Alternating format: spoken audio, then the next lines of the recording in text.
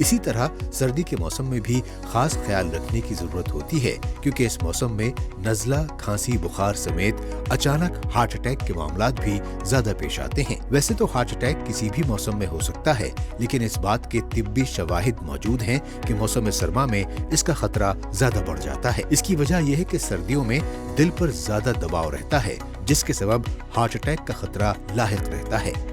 एक अंदाजे के मुताबिक सर्दियों में हार्ट अटैक का खतरा 30 गुना बढ़ जाता है। हर साल सर्दियों में हार्ट अटैक के केसेस में इजाफा होता है। डॉक्टरों का कहना है कि सर्दी में ब्लड प्रेशर में अचानक इजाफा होने से रगों में खून जमने लगता है।